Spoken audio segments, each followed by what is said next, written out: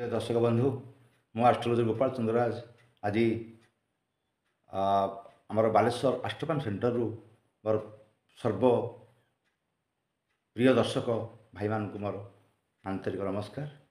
आज मु एक जोग विषय एक विषय वस्तु आपण पाखक उपस्थापन करी एवं सही विषय वस्तु को प्राय समस्ते जानते जे गोटे बुधादित्य जुग ये प्राय समस्ते ये विषय रे जानते किंतु ये विषय आम आज आलोचना करवा।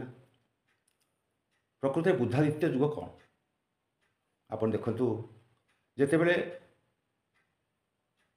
राजा सूर्य उनको चारिपटरे बुध हेले राजकुमार से चारिपटरे घूर्णयमान से जातक देखिए सबुबले बुध सूर्य पूर्वर थे किंबा सूर्य संगरे थे कि सूर्य परवर्ती घरे थे अन्य कौटी स्थान ना से सूर्य पाखे पाखे सब घूर्णयमान सब से बुलू था। तेणु यही घूर्णन अवस्था जितेबले सूर्यंकर अति निकटवर्ती न हुंती बा सूर्य सहित बुध अस्त न हुंती सूर्य सहित 10 डिग्री बाहर सूर्यंकर 10 डिग्री बाहर जितेबले रही था सेतेबले बुधादित्य जुग प्रकृति होता है। किंतु बुधादित्य जुग सबुठु प्रभावशाली होता है जितेबले आपण जातक नवम एवं दशम स्थान रे बुध एवं रवि था। नवम स्थान हो बा दशम स्थान हो जातकर नवम एवं दशम स्थान रे यदि बुध एवं रवि रहीगले एवं सेठी बुध अस्त न हुंती अर्थात रविंकर 10 डिग्री मध्य बुध न था 10 डिग्री बाहर बुध था।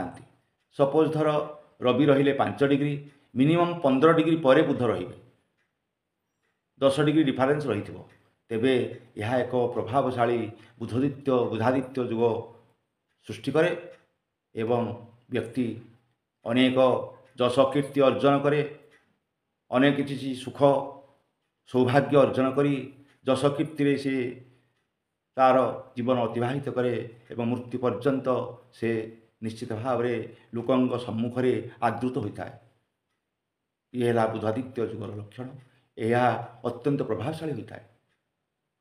ता परवर्ती स्टेज जदि हम देखा जदि मिथुन घरे बा कन्या घरे मिथुन बा कन्या घरे जदि सही भली रवि एवं बुधंकर जुग होता है एवं सेठी बुध मध्य अस्त हो न था 10 डिग्री डिफरेन्स भितर बुध एवं रवि था ताहले मध्य द्वितीय पर्याय बुधादित्य जुग सृष्टि होता है।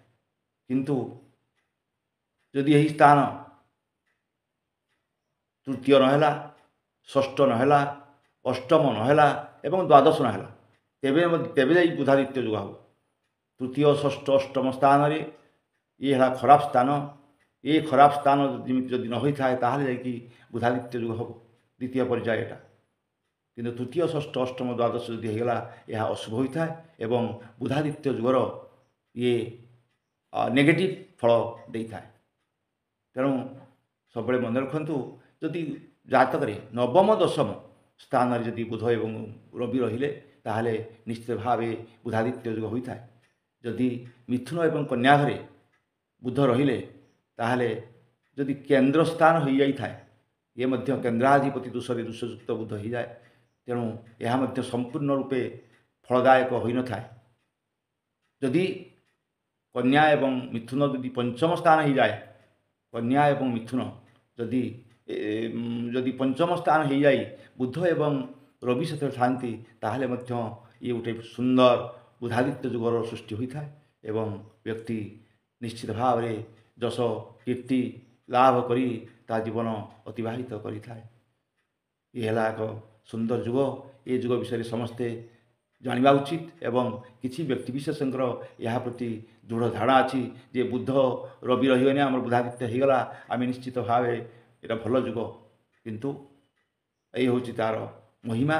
तेणु यह आज मुझे आपण मानक सब जनइली एवं यह जानी आप निज निज जातक देखी ये विषय ज्ञात हेबे। एति रही धन्यवाद।